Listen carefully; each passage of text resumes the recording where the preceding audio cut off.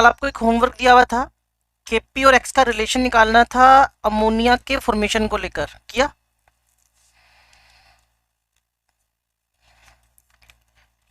N2 3H2 2 ammonia 1 minus x 3 minus 3x and then 2x। ये आपके पास equilibrium moles आ गए। यही टोटल मोल निकाल लो। 4 माइनस 2x या 2 कॉमन ले लो, 2 माइनस एक्स, जैसा आपको ठीक लगे। ठीक है जी। अब आपके पास है अमोनिया का पार्शियल प्रेशर, हाइड्रोजन का पार्शियल प्रेशर, नाइट्रोजन का, हाइड्रोजन अमोनिया का partial pressure. Nitrogen 1 minus x divided by 2। हाँ, जो इन दोनों में से ठीक लगे आपको लिख सकते हो। हाइड्रोजन का 3 minus 3x into P 2 minus 2x। Ammonia 2x p divided by 2 minus 2x। Is it? चलो अब Kp में अप्लाई कर दे। अमोनिया का पार्शियल प्रेशर, नाइट्रोजन का पार्शियल प्रेशर, हाइड्रोजन का पार्शियल प्रेशर का whole cube. Kp is equal to, अब मेरे पास अमोनिया का पार्शियल प्रेशर है 2xp 2 माइनस 2x। इस पूरे का क्या लेना है आपने? स्क्वायर। नाइट्रोजन को एज सच लिख दो 1 minus x P 2 minus x. ठीक है जी। और हाइड्रोजन को आप लोग लिख दोगे 3 minus 3x whole cube P cube 2 minus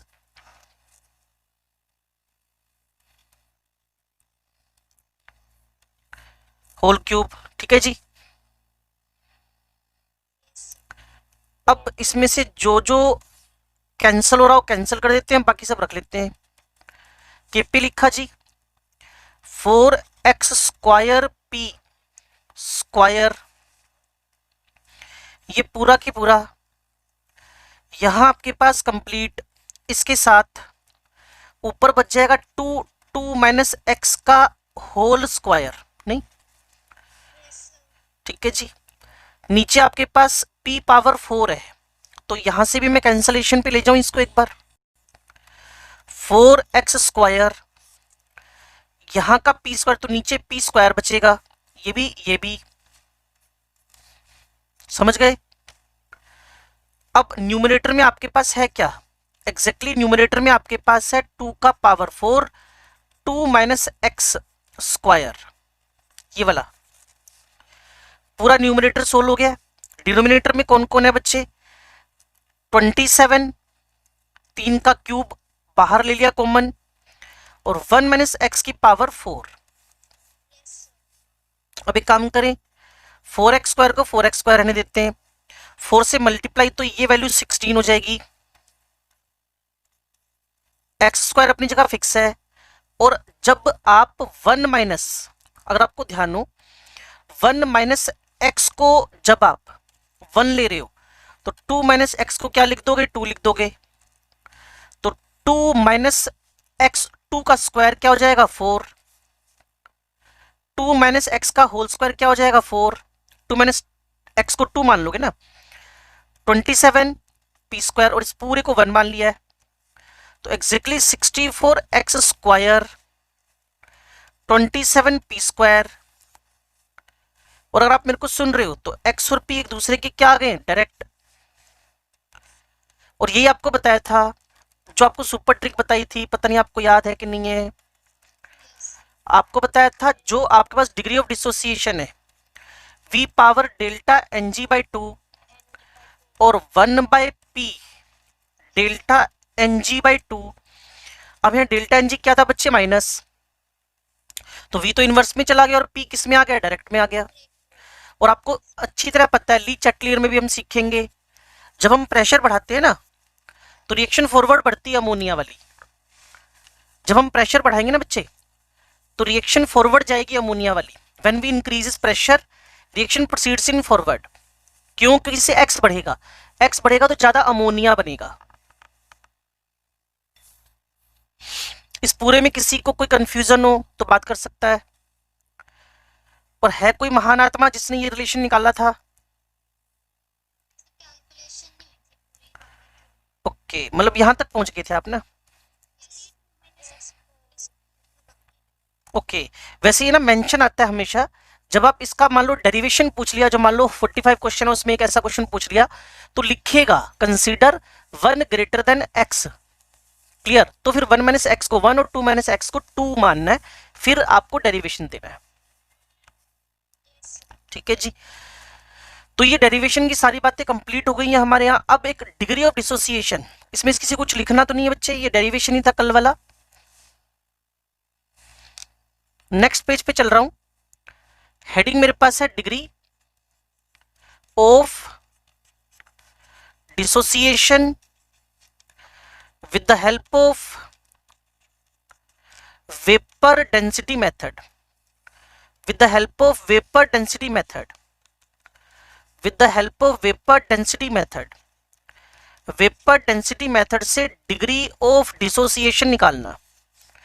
degree of dissociation माने अल्फा एक्स, और मेथड है वेपर डेंसिटी मेथड। ध्यान से सुनना और समझना बच्चे। मैंने पहले PCl5 से PCl3 और क्लोरीन बनाया।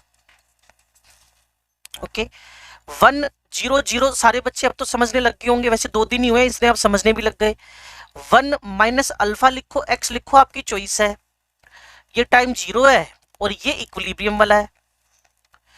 टोटल मोल निकालने हैं बच्चे हम लोगों ने, और अब देखती आंसर दे दोगे 1 प्लस एक्स। ठीक है जी, अब मैं आपको कंपैरिजन करवा रहा हूं, ध्यान से सुनना। फिर डिग्री ऑफ डिसोसिएशन का जनरल फॉर्मूला हम अपने दिमाग में रख लेंगे।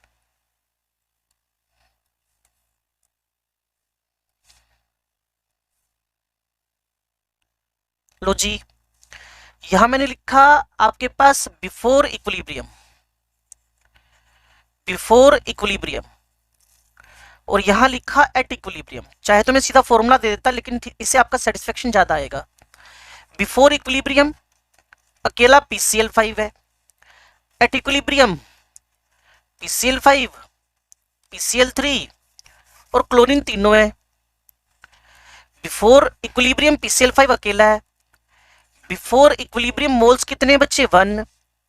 एट इक्विलिब्रियम मोल्स कितने? 1 प्लस एक्स आपके सामने। Clear?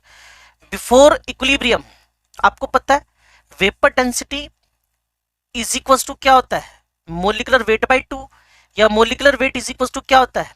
Vapour density into 2। Chapter का नाम मोल कॉन्सेप्ट और आपने कर रखा है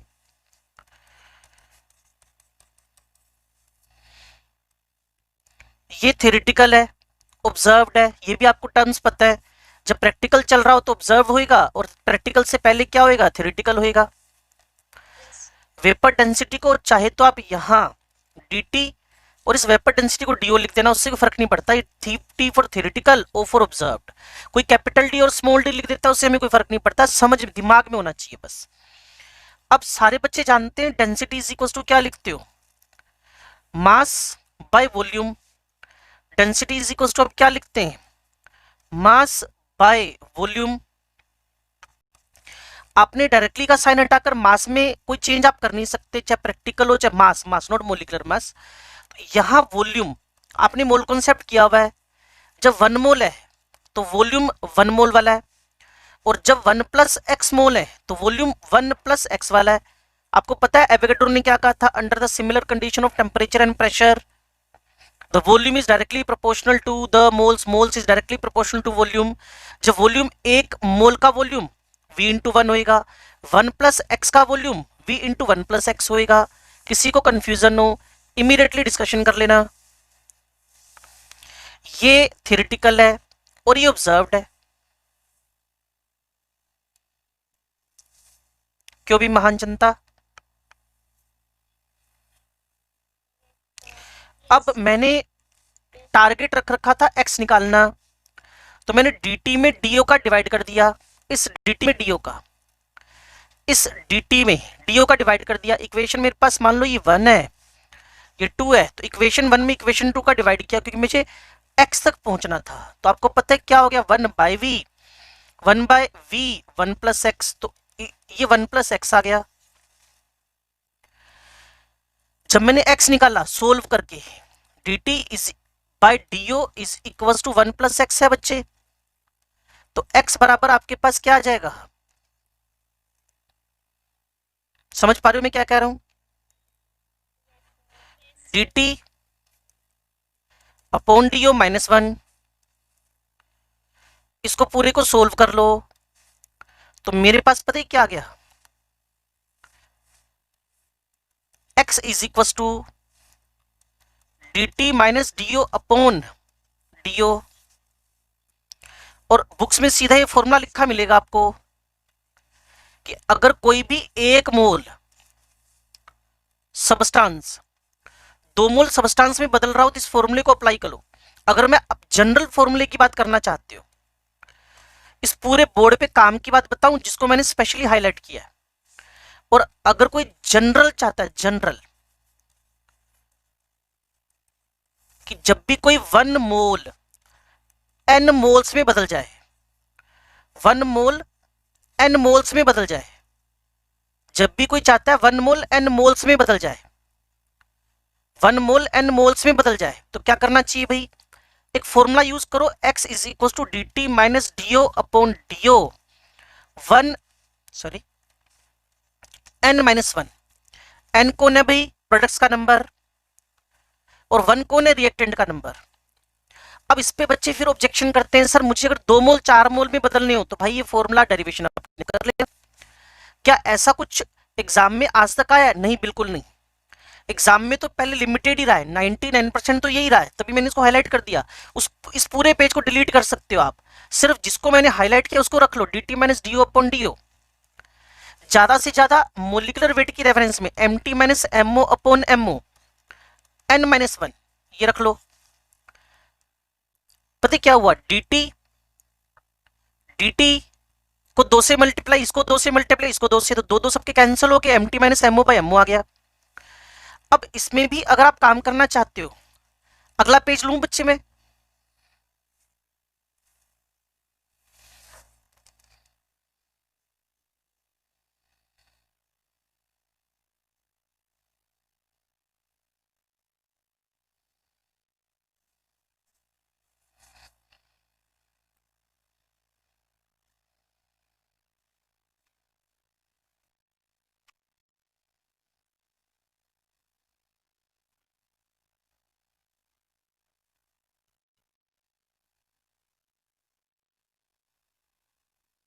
मान लो आप लोगों के पास ना जैसे PCl5 है और आप इतनी जगहों पे ना ऑब्जर्व्ड ऑब्जर्व्ड ऑब्जर्व्ड ये बातें सुन चुके हो।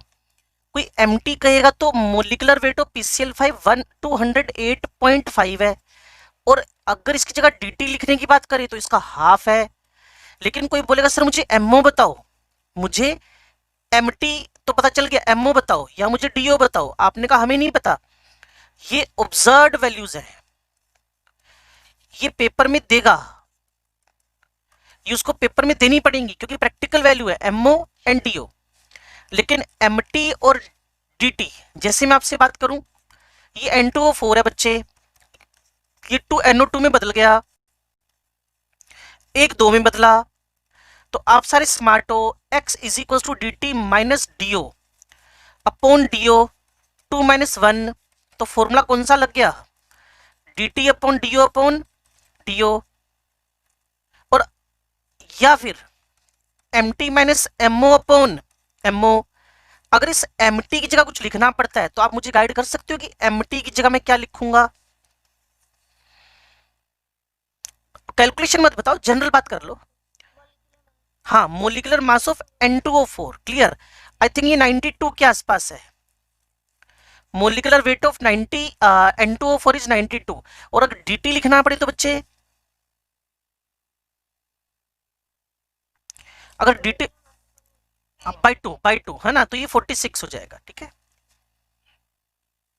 और कोई मेरे से डिस्कशन करना चाहता है डीओ डीओ एमओ एमओ, तो मैं उसे मना कर दूंगा, यार मुझे क्या पता, ये पेपर वाला देगा। या फिर एक तरीका और हो सकता है, पेपर वाला आपको डिग्री ऑफ डिसोसिएशन दे दे, उससे एमओ निकलवा ले। दो ही तो क्वेश्चन बन सकते हैं बच्चे, एक्स पूछवा ले या एमओ पूछवा ले।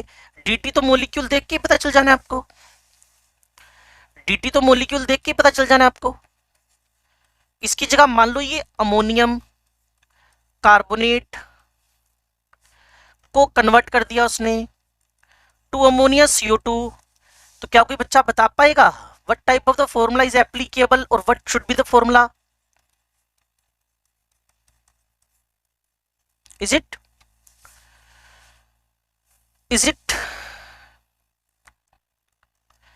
समझ गए ना टू क्यों आया? क्योंकि 1 मोल कितने में बदला? 3 में, 3 - 1 हो गया। परफेक्ट, क्लियर है। तो यहां भी 2-3 टाइप के क्वेश्चन बनेंगे। इसको MT माइनस MO, यहां MO इंटू 2 लिखा बच्चे, और इसका DT पता लग जाएगा, इसका मोलिकुलर वेट।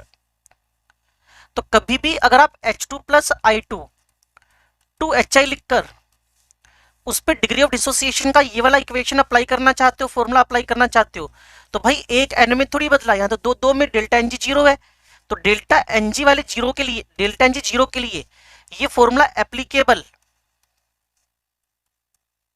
नहीं है। डेल्टा एनजी 0 के लिए फॉर्मूला एप्लीकेबल नहीं है।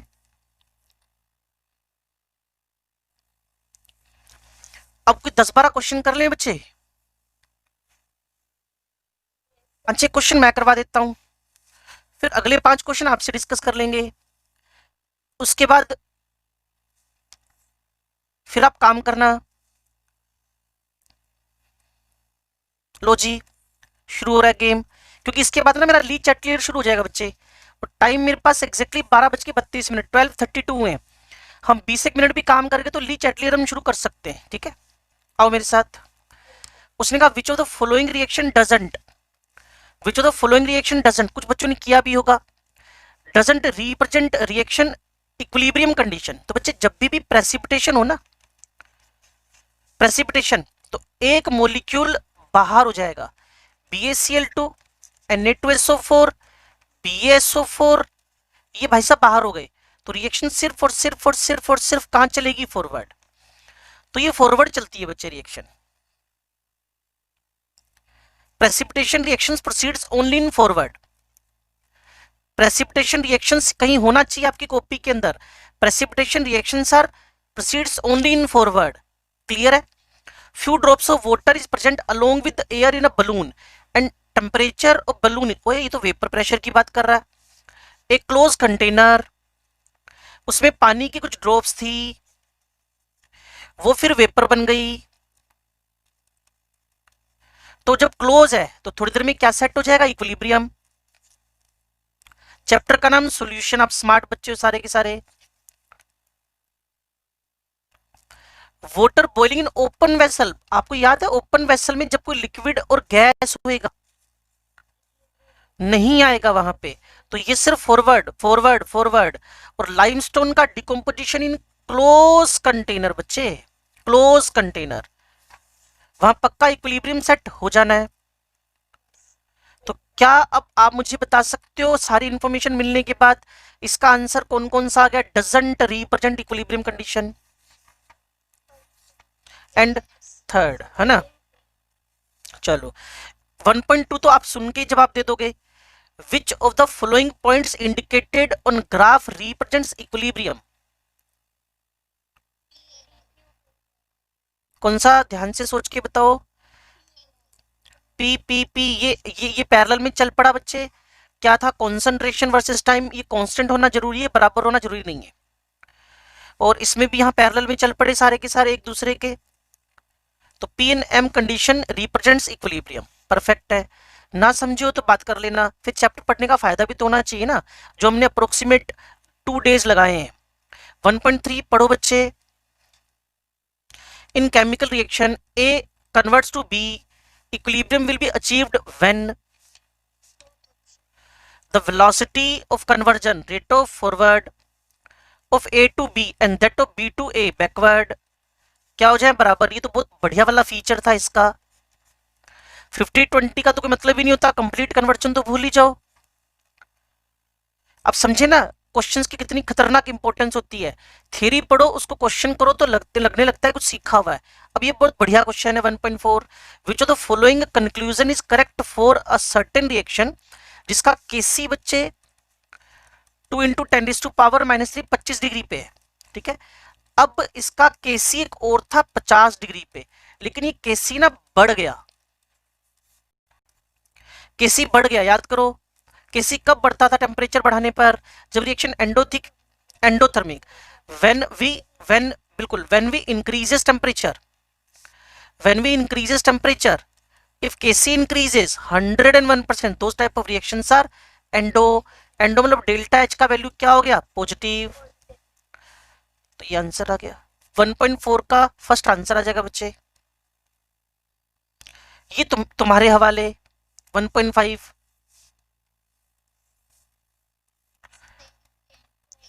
डेल्टा एन जी -2 है, क्लियर ना? तो थ्योरी करने का फायदा होना चाहिए, ये इंपॉर्टेंट बात है। लो जी इधर आ जाते हैं। ये हमने 5 क्वेश्चन किए, 12:32 पे हम स्टार्ट किए थे, 4 मिनट हुए, 5 क्वेश्चन हो गए, अच्छी बात है। चलो 1.6 बच्चे, होमोजेनस मतलब सबका फिजिकल स्टेट, ये नहीं है। गैस गैस गैस, ये ठीक है, ये नहीं है। ओके, सॉलिड गैस, ये नहीं है, ठीक है। Dynamicity of the chemical equilibrium is mainly due to same speed of forward and backward, rate of forward becomes equal to the rate of backward forward पे, ठीक है। आप जल्दी जल्दी समझ रहे हो और पढ़ रहे हो क्वेश्चन को, अच्छे साइन है। ये तो पक्का तुम करके दे दोगे मेरे को 1.8। पलटी खा गई रिएक्शन बच्चे, और हाफ भी हो गई रिएक्शन। हाँ जी, इसका 100 था, पहले तो रिएक्शन पलटी खा गई है, उसके बाद हाफ भी हो गई है। हाफ होना मतलब रूट होना, तो 1/10 मतलब 0.1। जिसको भी रोकना हो बीच में मेरे से रोक के बात कर सकता है, और प्रॉपर सॉल्यूशन चाहता है तो प्रॉपर दे दूंगा इसका सॉल्यूशन। है कोई महान आत्मा जो इस बारे में बात करना चाहती है? चलो जी 1.9 1.10।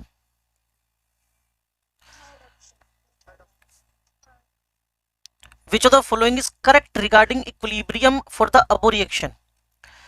Equal volume of N2H2 are reacting, equal mass of N2H2 are reacting, concentration of ammonia formed is equals to concentration of ammonia decompose। अब इसमें ना एक दो बच्चों को जो कल ऑब्जेक्शन था वो समझ में आ गया होगा।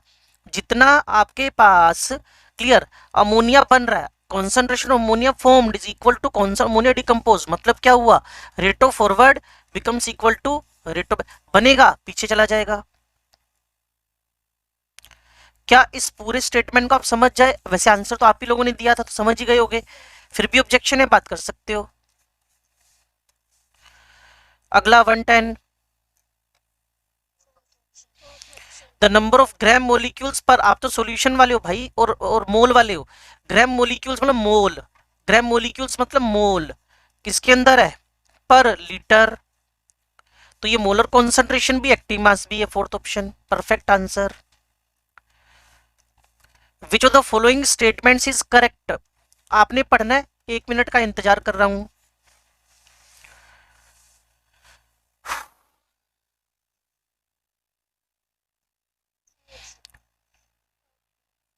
पक्का करेक्ट पूछ रहा है बच्चे। Equilibrium concentration of each of the reactant product same ना सेम नहीं होती बच्चे, कांस्टेंट होती है। तो ये गलत हो गया। बराबर होना मस्ट है, गलत हो गया। A chemical equilibrium can be established only if none of the products are separate out as a solid। हाँ बात तो ठीक है, एक केमिकल इक्विलिब्रियम तभी स्टैब्लिश होएगा जब किसी भी प्रोडक्ट को आप हटाओगे नहीं। अगर प्रोडक्ट हट गया तो शायद आपको याद हो, अभी थोड़ी देर पहले हमारी बात हुई थी इस पेज पर, वो था प्रेसिपिटेशन। इसी पेज पे हमने बताया था ना बच्चे, प्रेसिपिटेशन में कभी इक्विलिब्रियम नहीं आता।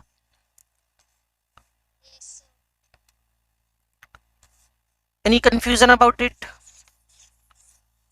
अगर कभी भी कोई सबस्ट्रेट प्रोडक्ट सॉलिड के फॉर्म में बाहर जाना शुरू कर गया, तो मैं कह रहा हूं जो बच्चे अपनी किताब लेके बैठे हैं उस सी के साथ लिख देना ये प्रेसिपिटेशन रिएक्शन की बात कर रहा है। अगर प्रेसिपिटेशन रिएक्शन होगी तो कैसी होगी? इररिवर्सिबल, और इररिवर्सिबल में कभी भी इक्विलिब्रियम नहीं आता।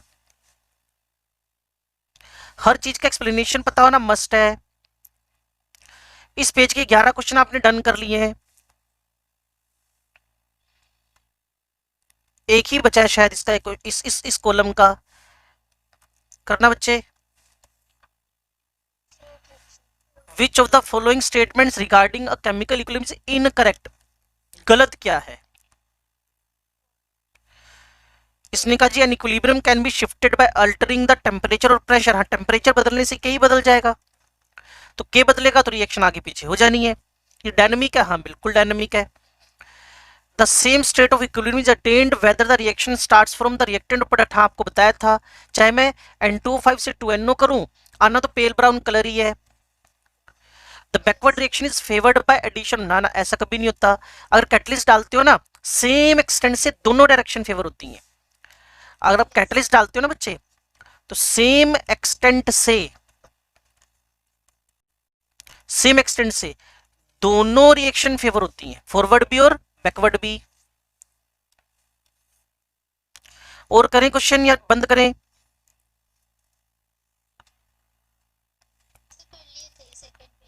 अच्छा किए थे, ये सेकंड पेज फिर डन है, पर मैं अगला पेज ले लूं या डाउट है इस पे कोई? बोल दो बेटा, बोल दो। हो गए? कोई भी बच्चा, चलो एक कोई भी रैंडमली उठा लेते हैं। 2.9 करना बच्चे, जिन्होंने कर लिया उनका टाइम नहीं खराब करेंगे। ज्यादा क्वेश्चन नहीं इसके पेज के, आप बच्चे मना कर रहे हो ना, तो 2.9 फिर मैं थ्योरी उठा लेता हूँ, ली चैटलियर प्रिंसिपल 1242। और आपने 10 मिनट में काफी सारे क्वेश्चन उठा लिए। बैच तो आपका अच्छा है, एनर्जी देते रहो तो आप काम करते रहते हो। For equilibrium A B C D, A and B are mixed in vessel at temperature T, the initial concentration A is twice of B. ये लिखा जी, A plus B, C plus D. Clear? ये 2, ये 1, ये 0, ये 0। अब आगे check करो, 2 minus x, 1 minus x, x x.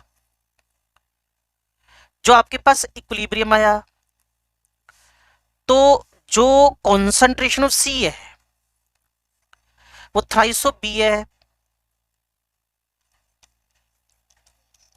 ठीक होगी बात? या तो 1 माइनस एक्स को 3 1 माइनस एक्स लिख दूं,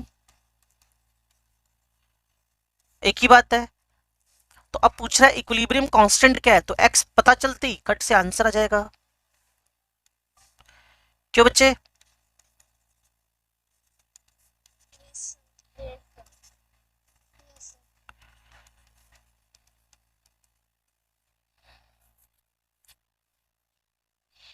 इसको फर्दर सोल्व करूं या डन है? चलो, तो फिर हम ली चैटलियर प्रिंसिपल स्टार्ट कर लेते हैं, या अगर इसके अगले पेज पे कोई डाउट है तो डिस्कशन कर सकते हो।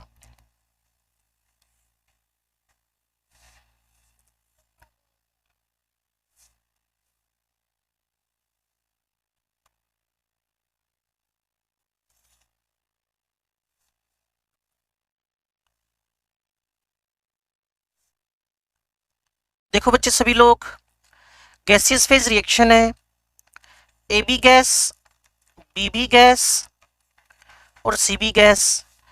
Constant pressure, partial pressure of A at equilibrium, A का आपके पास 0.5 पी है, और टोटल प्रेशर बच्चों को बताया गया था कि पी है। तो शायद आप बच्चे समझ भी गए कि इनका इंडिविजुअली क्या हो जाएगा, 0.25 पी और 0.25 पी। बस आंसर आ गया कि P is equal to 0.25 P, 0.25 P divided by 0.5 P. Total बच्चे P है ना, तो इसका इक्विलिब्रियम पे 0.5 पी है, तो बचा हुआ इन दोनों का है 0.25 पी और 0.25 पी, दोनों 1 1 है ना।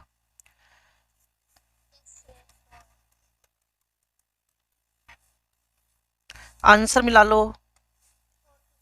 ठीक है, वापिस तो नहीं समझना है, क्लियर होगी बात। चलो, और कोई क्वेश्चन है जो किया हो आपने, या फिर मैंने करवाने हैं 5-4 क्वेश्चन?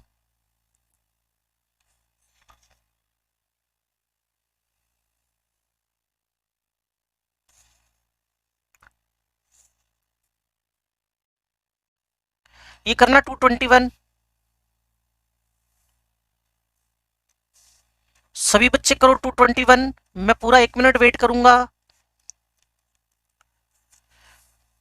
सभी बच्चे करो 221। इसके बाद फिर टॉपिक बदल कर ली चैट क्लियर की तरफ बढ़ते हैं बच्चे।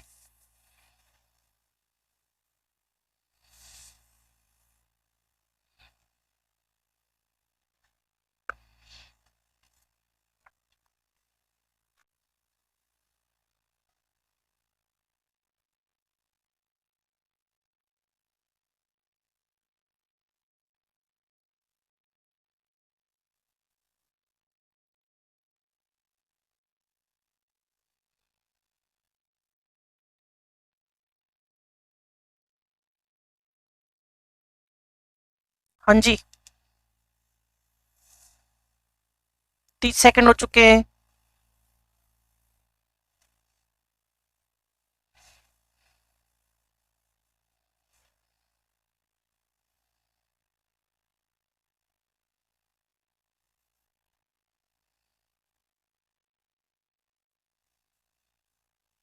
सो तो नहीं गए?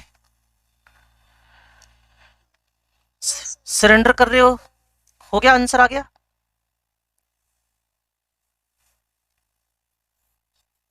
सरेंडर कर रहे हो लग रहा है।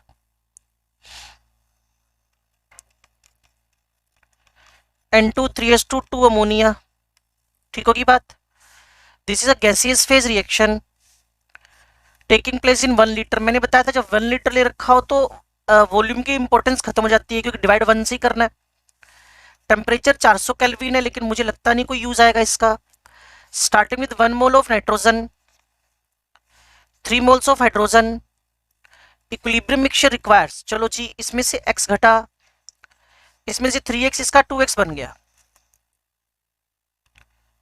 अब ये तो कोई रिएक्शन HCl से करेगा नहीं, ये तो कोई HCl से करेगा नहीं, ये किससे रिएक्शन करेगा? HCl के साथ।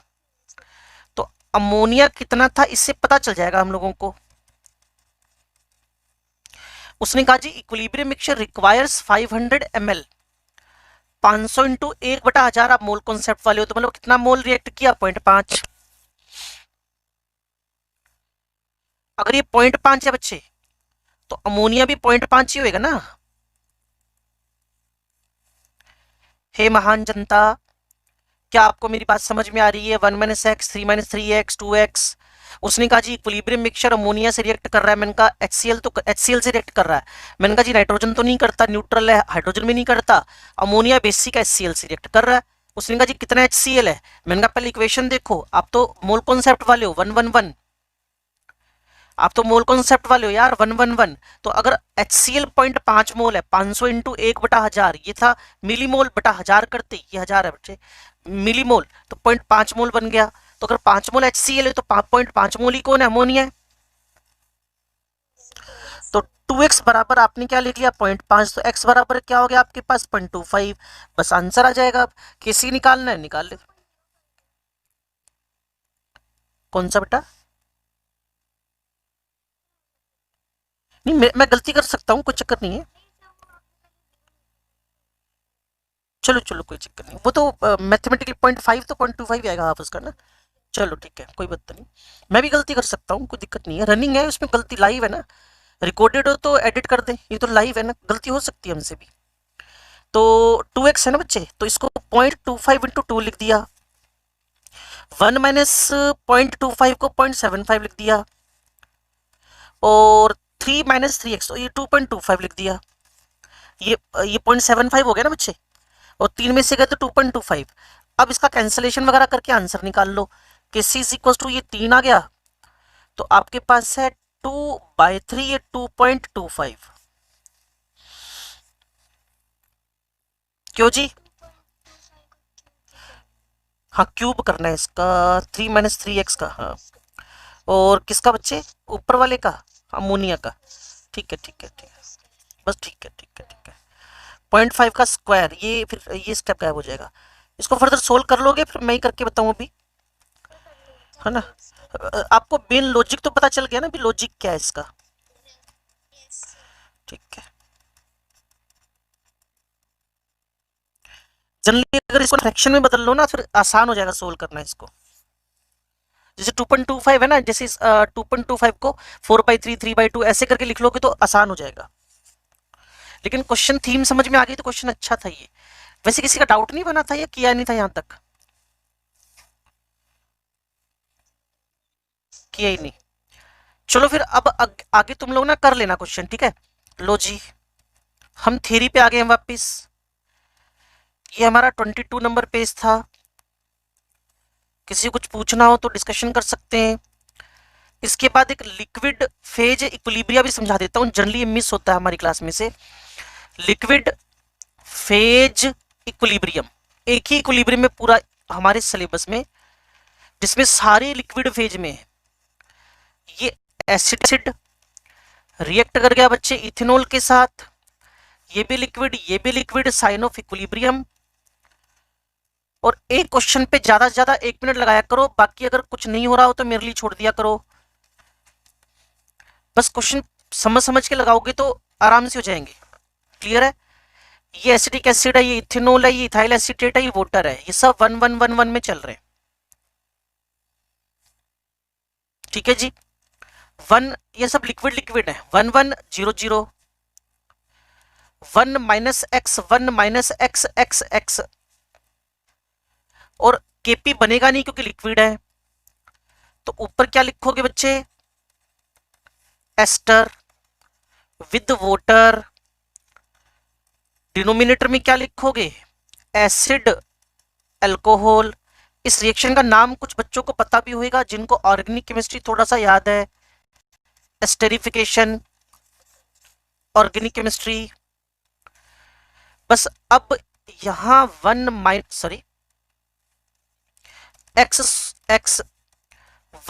x 2 बार, तो x स्क्वायर 1 - x का होल स्क्वायर।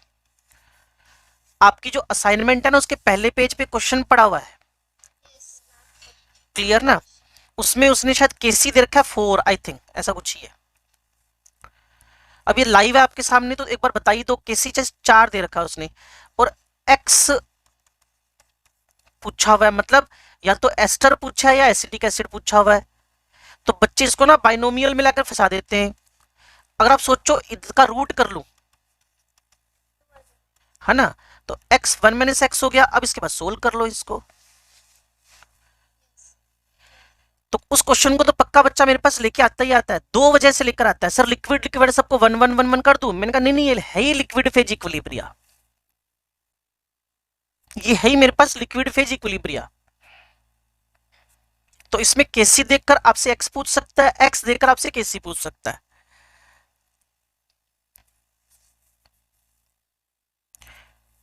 भावना शर्मा का हाथ खड़ा हुआ है, कारण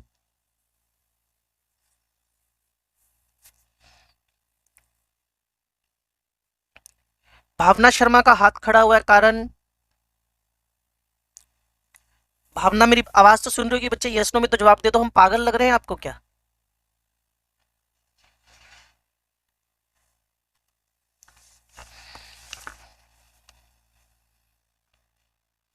चलो आगे बढ़ते हैं भाई। नेक्स्ट बच्चे मैं शुरू कर रहा हूं, ली Chatelier principal is a very very very very important. शुरू करूं बेटा? ध्यान से सुनो और समझो हम इसके बारे में क्या रीड करने वाले हैं। ली चैटलियर्स प्रिंसिपल, वैसे इसके बारे में जनरल बात करता हूं बच्चों से, तो ये ना रिएक्शन प्रिंसिपल है, ये एक रिएक्शन प्रिंसिपल है। काउंटर एक्शन या ये रिएक्शन प्रिंसिपल है, it is a counter action principle और reaction principle. Le Chatelier principle general में आप एलसीपी एलसीपी करते रहोगे। Le Chatelier principle, L C P, Le Chatelier principle. शुरू करें भाई इसके बारे में बात करना। नंबर 1 बड़ा आसान है बच्चे, क्योंकि कल मैंने इसकी सारी पोल तो खोल दी थी आपके सामने। वो सारी पोल कौन सी खोल दी थी कि अगर आपको x directly proportional to V delta n by 2 पता है, x inversely to p delta n by 2 पता है, तो आप जीरो, पॉजिटिव और नेगेटिव के बारे में सारी बातें कर सकते हो। अभी फिलहाल मेरे साथ टिको और समझो, what is the LCP le Chatelier principle क्या है। पहली बात, ये अप्लाई होएगा इक्विलिब्रियम कंडीशंस पे।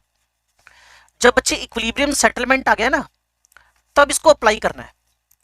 It is applicable only on the equilibrium conditions. दूसरी बात क्लियर। दूसरी बात, जब भी आप कोई when the change in concentration, temperature, pressure, etc. takes place at the equilibrium conditions। जब भी आप कोई, इसको जनरली कुछ बुक्स पता क्या लिख देती हैं, स्ट्रेस ऐड किया है, स्ट्रेस रिमूव किया है, कॉन्सेंट्रेशन बढ़ा दो, टेम्परेचर बढ़ा दो, प्रेशर बढ़ा दो, वॉल्यूम अभी लिखा नहीं मैंने, ढेरों बातें होती हैं। When the change of the concentration, temperature, pressure etc. takes place at the equilibrium conditions, then इसके बाद तुम्हें खुद ही पता चला है, reaction proceeds in that direction, where will be the change becomes zero। जहां जाकर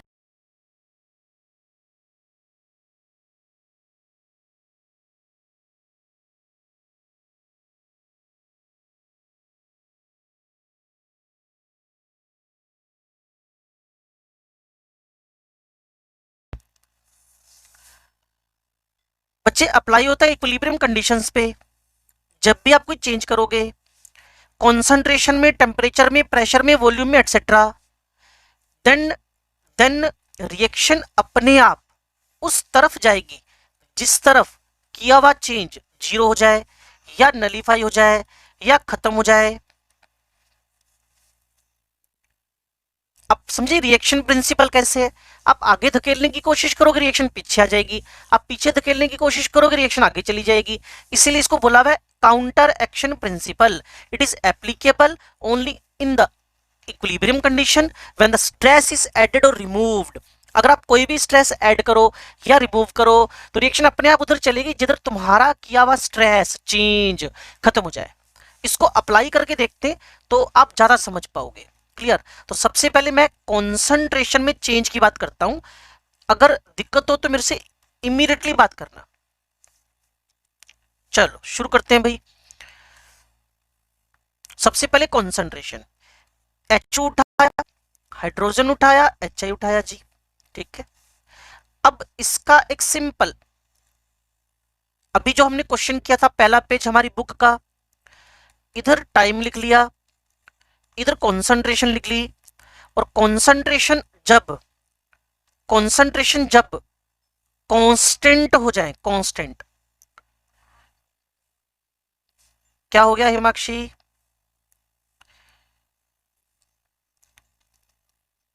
हिमाक्षी नहीं बोला है, छोटे छोटे फोन रखते हैं, ये ताना मार रही है मुझे लगता है हमें। पहले तो क्लास में मुझे बच्चे बोला करते थे, मैं बोलता था भी हाँ भाई ये देखा तुमने, कहती थी हमारे पास तो डब्बा फोन है। आजकल तो डब्बा फोन का बहाना भी नहीं चलता, पेरेंट्स ने तो बड़े ओनर के साथ लेके दिए बड़े बड़े फोन। ओ हिमाक्षी सो गई लगता है, चलो अच्छी बात है। आज साक्षी क्लास में नहीं है? ओ जलंधरी साक्षी ठीक ठाक हो? चलो हाँ जी बच्चे, देखो एक आपके पास है HI, हाइड्रोजन, आयोडीन, ये रैंडमली लिख लिया मैंने, मतलब इक्विलिब्रियम पे थे, कॉन्सेंट्रेशन कांस्टेंट हो चुकी थी। अब हमें अपनी चॉइस लगानी है, ध्यान से सुनना बच्चे। क्या कि मुझे हाइड्रोजन की कॉन्सेंट्रेशन बढ़ानी है। जो आपने इस एक्सिस पे सडन चेंज किया ना, वो आपने हाइड्रोजन की कॉन्सेंट्रेशन क्या की, इक्विलिब्रियम पे इंक्रीज कर दी। इक्विलिब्रियम आ चुका था, पहली बात। आपने कॉन्सेंट्रेशन ऑफ हाइड्रोजन इंक्रीज कर दी, इससे क्या होएगा, आयोडीन यूज आना शुरू हो जाएगा और HI बनना शुरू हो जाएगा और ये डिक्रीज करना शुरू कर देगा। एक बार फिर आपने इक्विलिब्रियम कंडीशन पे हाइड्रोजन ऐड कर दिया, ऐड का साइन सडन वर्टिकल लाइन में शो करना है, इंक्रीज। इसको इंक्रीज किया तो आयोडीन कंज्यूम होना शुरू हो गया, HI बनना शुरू हो गया और हाइड्रोजन कंज्यूम होना शुरू हो गया और थोड़ी देर बाद वापस क्या स्टैब्लिश हो गया, न्यू इक्विलिब्रियम। कहो तो मैं तीसरी बार और समझा सकता हूं, या फिर एक डायग्राम, एक ग्राफ और बना लेते हैं जी। यहां मेरे पास टाइम, यहां कॉन्सेंट्रेशन, यहां इक्विलिब्रियम कंडीशंस पे आ चुके। ये तीनों में से कोई भी जो रैंडम आप लिखना चाहते हो, क्लियर। ये HI लिखा मान लो, या हाइड्रोजन लिखा, आयोडीन लिखा, ये कोई रूल नहीं है, ये वैसे रैंडमली लिख दिए भी, आगे पीछे होकर ये बराबर हो चुके हैं। अब किसी के मन में जा रहा हो कि मुझे ना अगले एक्सपेरिमेंट में आयोडीन की कॉन्सेंट्रेशन हटानी है, रिमूव इट। जैसे इसको रिमूव किया तो मैंने आपको क्या बताया कि जो मेरे पास आयोडीन है वो वर्टिकली सडन डाउन चली जाएगी। अब इसके सडन डाउन जाने से रिएक्शन कहां चली, इनिशियली बैकवर्ड। तो HI कंज्यूम होना शुरू हो गया, H2 बनना शुरू हो गया और ये भाई साहब भी साथ साथ में बनने शुरू हो गए। थोड़ी देर बाद वापस क्या स्टैब्लिश हो जाएगा, न्यू इक्विलिब्रियम। आप अपने ऑब्जेक्शन मुझसे बात कर सकते हो।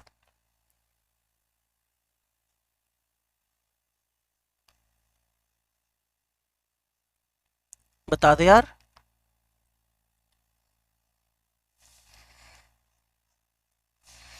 सदमे में चले गए लगता है, पिछला पेज करूं वापिस।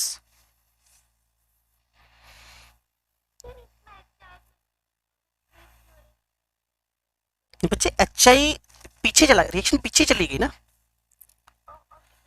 ये वाला। हम्म, हाँ पिछले वाले। तो फिर बस I पे आप एक वर्टिकल सडन चेंज दिखाते और फिर H2 कम होता हुआ दिखाते, क्लियर, और आयोडीन बढ़ता हुआ दिखाते।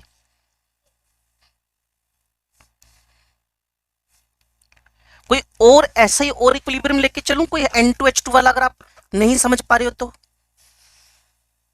नया लूं कुछ और।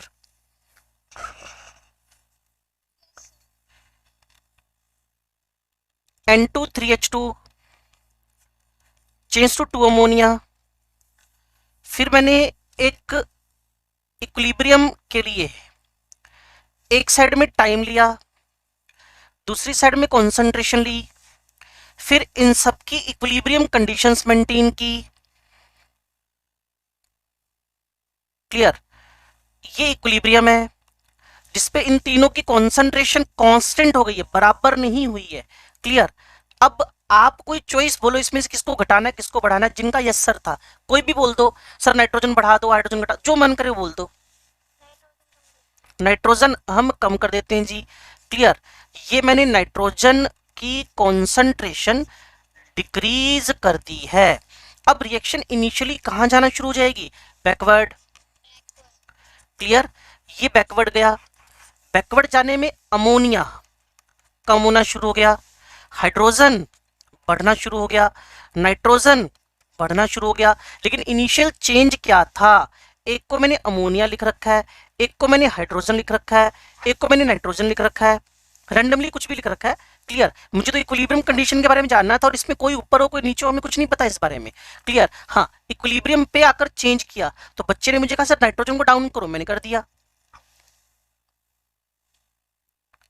अब रिएक्शन बैकवर्ड गई तो नाइट्रोजन बढ़नी शुरू हो गई, हाइड्रोजन भी बढ़नी शुरू हो गई, अमोनिया घटनी शुरू हो गई क्योंकि रिएक्शन बैकवर्ड गई है ना। और थोड़ी देर बाद वापस क्या हो जाएगा, न्यू इक्विलिब्रियम।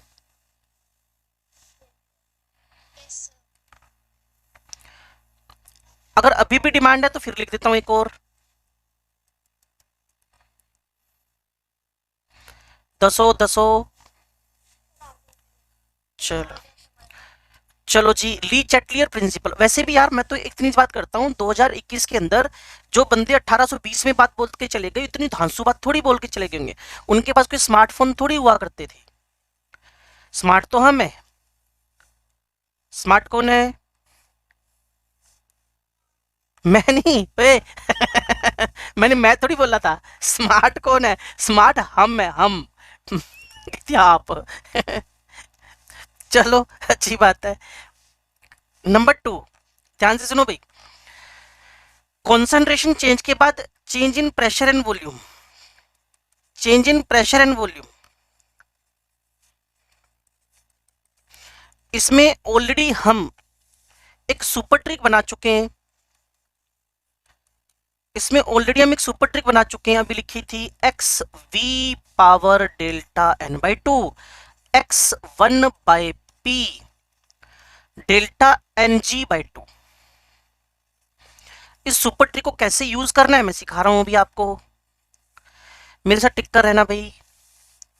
सबसे पहले डेल्टा एन जी जीरो। आपको पता है इसमें मैं प्रेशर को कुछ भी चेंज कर दूं, घटा दूं, बढ़ा दूं, वॉल्यूम को कुछ भी चेंज कर दूं, बढ़ा दूं, घटा दूं। क्लियर? एक्स पे कोई भी फर्क नहीं पड़ेगा, क्योंकि डेल्टा एन जी जीरो में एक्स प्रेशर वॉल्यूम पे डिपेंडेंट नहीं है। डेल्टा एन जी जीरो या delta N G zero x independent from the pressure volume, अगर आपको मेरी बात सुनने में आ रही है तो। और अगर मैं इसकी जगह डेल्टा एन जी पॉजिटिव कर दूं तो एक्स डायरेक्टली वी हो जाएगा और एक्स इनवर्सली टू पी हो जाएगा। इस टाइप के रिएक्शंस पे जब आप इक्विलिब्रियम कंडीशंस पे वॉल्यूम बढ़ाओगे, रिएक्शन इनिशियली फॉरवर्ड जाकर थोड़ी देर में इक्विलिब्रियम वापस सेट हो जाएगा। और जब आप प्रेशर बढ़ाओगे तो रिएक्शन बैकवर्ड जाकर, क्लियर, और थोड़ी देर में वापस इक्विलिब्रियम सेट वो तो होना ही होना है।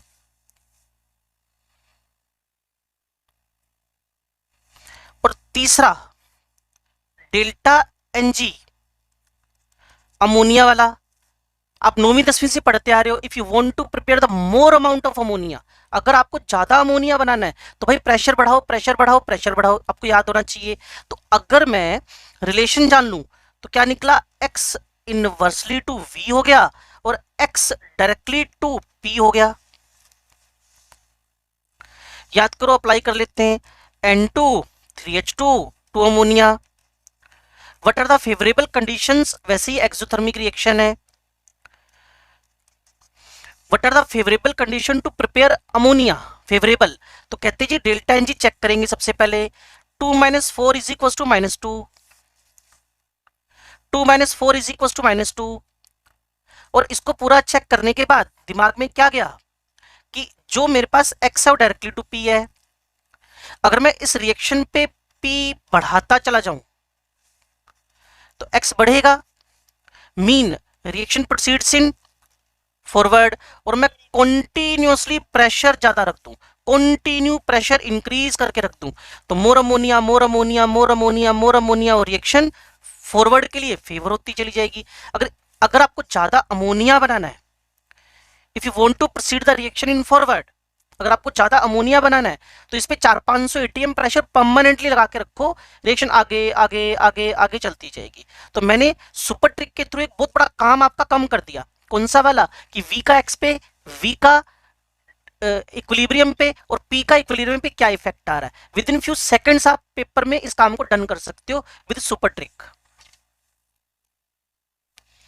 नहीं तो कैसे करते थे मैं आपको बताता हूं कैसे करते हैं। बुक्स वाले कैसे करते हैं? बुक्स वाले कहते हैं जी इधर 4 मोल थे, इधर 2 मोल है, तो रिएक्टेंट से प्रोडक्ट जाने पे यूनिट यूनिट यूनिट वॉल्यूम में नंबर ऑफ मोल्स कम हो गए।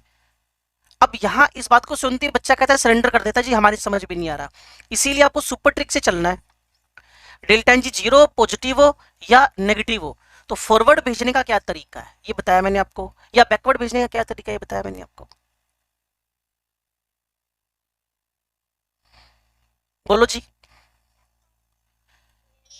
ठीक है, चलो। कुछ एग्जाम्पल्स के थ्रू चलते हैं बच्चे, ध्यान से सुनना और समझना। कोऑर्डिनेशन केमिस्ट्री का हल्का फुल्का टच तो आपने सुना होगा, पढ़ा होगा ना, कोऑर्डिनेशन केमिस्ट्री का। देखो आयरन का जो कलर है एक्चुअली वो येलो कलर्ड है।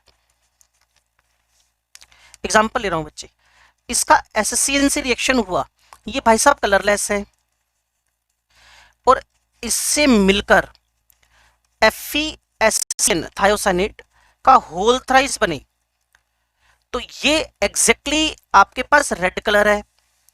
और अगर मैं इसमें इक्विलिब्रियम की बात कर लूं,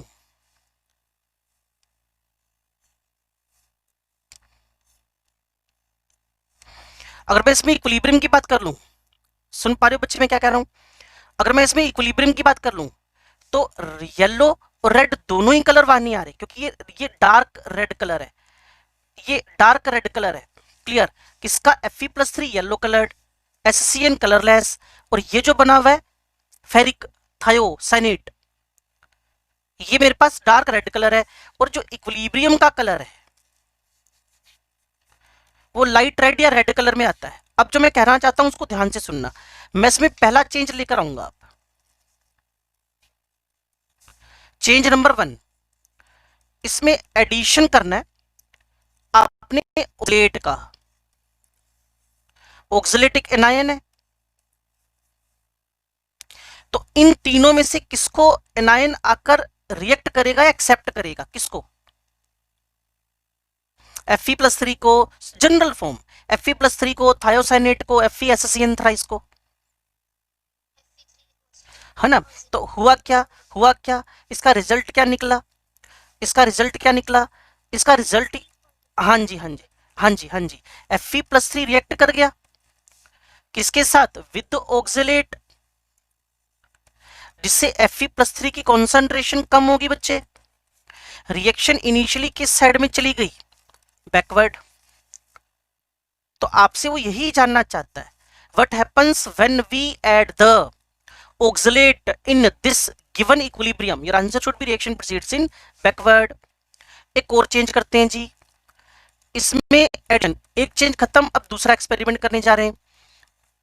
इसमें मर्क्यूरिक आयन ऐड करते हैं, जिसका ENC, आप periodic table, chemical bonding, atomic structure, ये सारे पढ़े हुए चैप्टर आपके। और वैसे भी आपको पता है जिनके आउटर मोस्ट में 18 इलेक्ट्रॉन हो उनका ENC बच्चे क्या होता है? हाई,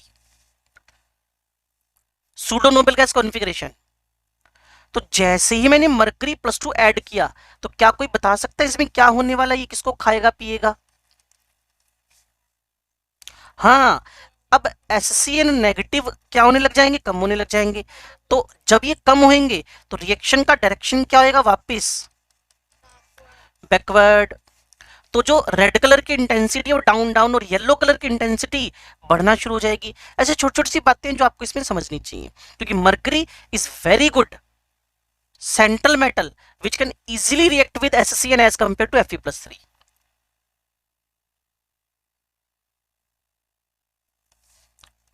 तो एक सिंपल सा एक्सपेरिमेंट का भी क्वेश्चन ऐसा आ जाए तो थोड़ा सोच समझ के जवाब देना। पहले तो इक्विलिब्रियम पे नजर मार लेना कि इक्विलिब्रियम में हो क्या रहा है। फेरिक रिएक्ट कर रहा है SCN से, FeSCN होल थ्राइस बन रहा है। क्लियर? फिर हमने ऑक्सलेट ऐड किया तो क्या होएगा?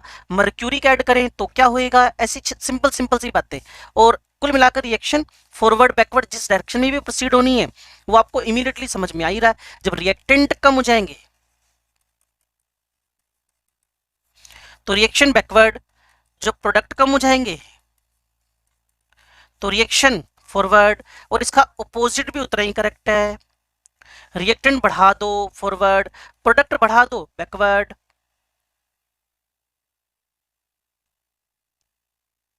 ठीक है बच्चे?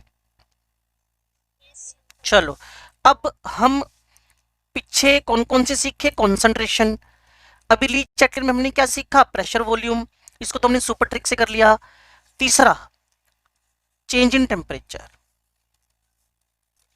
इसके तुम ऑलरेडी स्मार्ट बंदे हो, सारी की सारी बातें तुम्हें वैसे ही पता है टेम्परेचर से रिलेटेड। तो चेंज इन टेम्परेचर, आपको पता है temperature affects equilibrium constant according to Van't Hoff equation, कल बताया था, log K2 by K1 delta H 2.303 R 1/T1 आज पहले नंबर पेज पे हमने अपनी बुक में भी क्वेश्चन किया है। टेम्परेचर बढ़ने से K2 बढ़ गया तो एंडोथर्मिक रिएक्शन है। तो भाई K ही चेंज हो गया, इसमें रिएक्शन परमानेंटली बदल गई। पहले तो रीस्टैब्लिश होता था ना बच्चे, पहले तो रीस्टैब्लिश, अब रीस्टैब्लिश नहीं होएगा, अब K परमानेंटली बदल ही जाएगा। तो उसका ट्रीटमेंट आप सब बच्चों को ऑलरेडी पता है,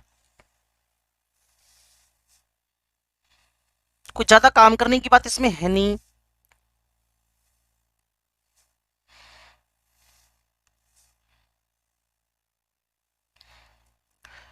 delta H 0, delta H positive, delta H negative. Clear? आपने इसके अंदर जीरो में टेम्परेचर चाहे बढ़ाओ चाहे घटाओ, no effect on the K equilibrium. ठीक है जी। टेम्परेचर अगर मैं बढ़ा दूं, एंडोथर्मिक में स्मार्ट बच्चे हो, जल्दी जल्दी आंसर दे दो।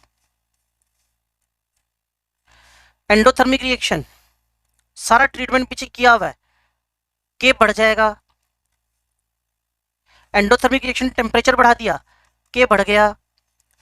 K बढ़ गया मतलब रिएक्शन फाइनली फॉरवर्ड में ही चली गई, नॉट इनिशियली, ये परमानेंटली आके चली गई,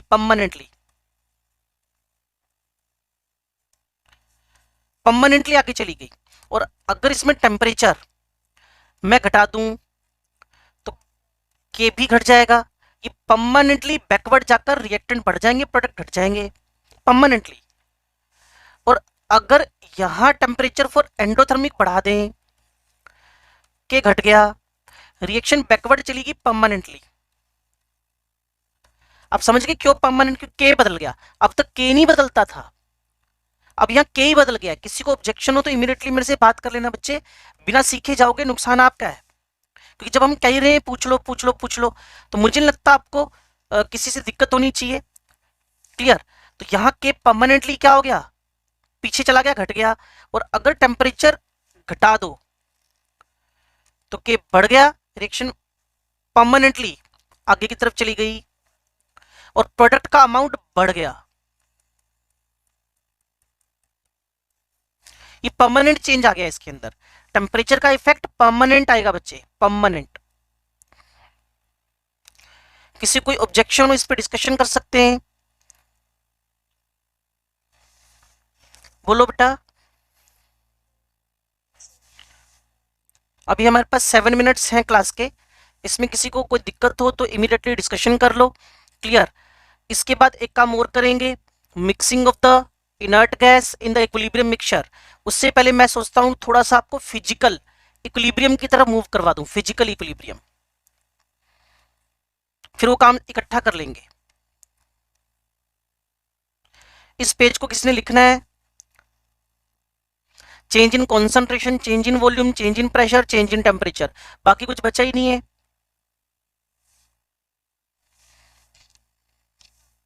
लो जी, अगला टास्क मेरे पास पता क्या है, नेक्स्ट वो है फिजिकल इक्विलिब्रियम। पहले तो इसके टाइप सीख लेते हैं जिसके तुम ऑलरेडी एक्सपर्ट हो, फिजिकल इक्विलिब्रियम, और फिर उस पर ली चैटलियर अप्लाई कर देंगे। फिर इनर्ट गैस की मिक्सिंग का इफेक्ट जान लेंगे, तो कुछ चीजें रिवाइज हो जाएंगी, तो आपका रिवीजन भी हो जाएगा। फिजिकल इक्विलिब्रियम तो इसमें लिखना क्या पड़ता है, when physical states are involved in the equilibrium. ये धमाका कहां हुआ भाई?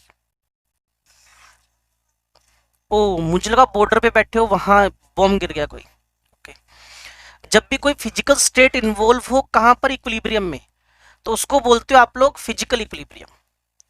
टोटल मेरे पास फिजिकल इक्विलिब्रियम के टाइप, टोटल मेरे पास फिजिकल इक्विलिब्रियम के टाइप, ध्यान से सुनना बच्चे, तुम एक्सपर्ट ऑलरेडी, इसके सुनते जाओगे पता चलता जाएगा। Solid and liquid, liquid and gas, solid and gas, solid ice with water equilibria, liquid water, water vapours equilibria. Vapour pressure की कहानी सुनी है बच्चे सॉल्यूशन चैप्टर में। Solid iodine, solid iodine gas equilibria. Solution chapter बहुत बढ़िया हो गया आपके साथ में, अगर उसका ढंग से एक दो बार रिवीजन कर लो ना टाइम निकलते ही, तो बहुत पॉजिटिव मोड में चले जाओगे आप। चलो फिर है मेरे पास सॉलिड प्लस लिक्विड, इधर बन गया सॉल्यूशन, इसका इक्विलिब्रिया याद करो, हमने NaCl, KCl, शुगर, यूरिया पानी में डाल डालकर सॉल्यूशन बनाए थे। एक होता है सॉलिड एंड लिक्विड, यह सॉलिड इन लिक्विड, सॉल्यूशन बन गया। और लास्ट तुम समझदार हो, क्या करना है हमें, गैस प्लस लिक्विड, जहां हेनरी लॉ पढ़ा था, एक ये इक्विलिब्रिया। टोटल आपके पास 5 इक्विलिब्रियम है, solid and liquid ice water, liquid gas water water vapours, solid gas iodine solid iodine gas, solid plus liquid मतलब क्या करना है, किसी भी एक सोल्यूट को NaCl को पानी में डालना है और उसका सॉल्यूशन बनाना है। किसी भी गैस को लाइक CO2 VO2 कुछ भी लेकर पानी में उसका फर्दर सॉल्यूशन बनाना है। Ice water equilibria, water water vapour equilibria, solid solid gas equilibria, solid in water and gas in water equilibria. Clear है? तो ये 5 टाइप के इक्विलिब्रियम्स है बच्चे, और हमारे फीचर्स वही रहेंगे। फीचर क्या रहेंगे, rate of forward becomes equal to rate of backward. दूसरा, कोई भी एक मेजरेबल प्रॉपर्टी, बिल्कुल ठीक है जी, आप सब समझदार हो चुके हो। क्लियर? कांस्टेंट हुई है, बराबर नहीं हुई। क्लियर? और तीसरी बात, इट इज, बिल्कुल परफेक्ट है, ये डायनेमिक इन नेचर। ये तीनों बातें मुझे बार बार बार बार बार बार इन इक्विलिब्रियम्स में भी दिखेंगी। ये मुझे इन 3 इक्विलिब्रियम से भी दिखेंगी। तो पहला मैं कौन सा इक्विलिब्रियम उठा रहा हूं बच्चे, कोई बहुत हैवी काम नहीं कर रहे हम। सॉलिड लिक्विड इक्विलिब्रिया मतलब आइस वाटर इक्विलिब्रिया। इसके अंदर पता है क्या हो जाएगा, रेट, बर्फ पिघलती है ना, फ्यूज होती है, rate of fusion becomes equal to the rate of freezing. ये मेल्टिंग, मेल्टिंग लिख दो अगर अच्छा वर्ड सीखना, melting, rate of melting becomes equal to the rate of freezing.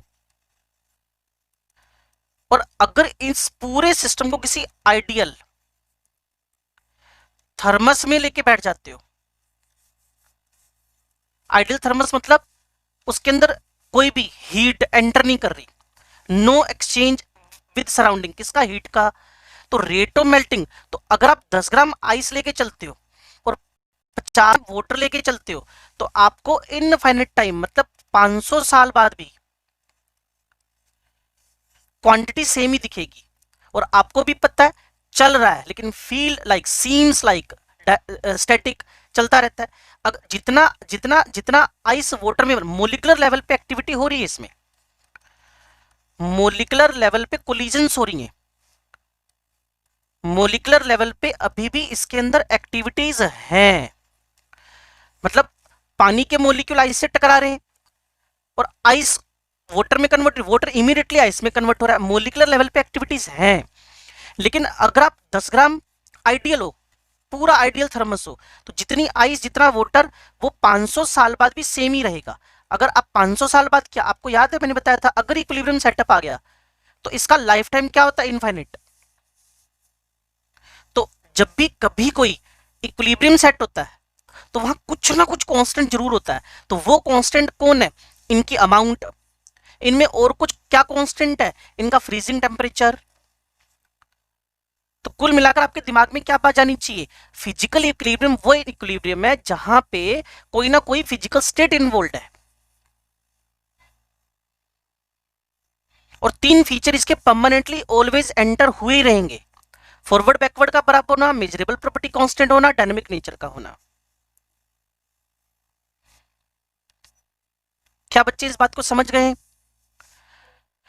Highest बच्चे बस ना आधा घंटा और लगेगा, क्लियर ना, 30 मिनट्स मीन, और ये हमारा chapter particular chemical equilibrium and हो जाएगा। तो मुझे लगता है हमें थोड़ा आरपी असाइनमेंट के बारे में भी बात करनी चाहिए, और शायद कल आपकी क्लास है नहीं है इंफॉर्मेशन आपके पास कोई? कुछ नहीं पता आपको ना? तो आरपीएस आपके पास जितनी भी हैं, मान लो 4 आरपीएस हैं, तो 3 आरपीएस एटलीस्ट डन हो जानी चाहिए आपकी, और 30-35 क्वेश्चन आपको केमिकल इक्विलिब्रियम के दिखेंगे असाइनमेंट के अंदर, क्लियर, और कम से कम 2 पेजेस उसके एंड हो जाने चाहिए। और पहला कॉलम हमने बुकलेट का कर लिया, दूसरे बुकलेट के कम से कम दूसरे पेज के कम से कम 50 क्वेश्चन हो जाने चाहिए। अगर आपको बेटर अंडरस्टैंडिंग करनी है, लर्निंग करनी है, तो थोड़ा काम तो करना पड़ेगा बच्चे ना, ठीक है? तो हमारा टाइम ओवर, टॉक टाइम खत्म, मिलते हैं अगली क्लास में जब भी होएगी, ठीक है जी।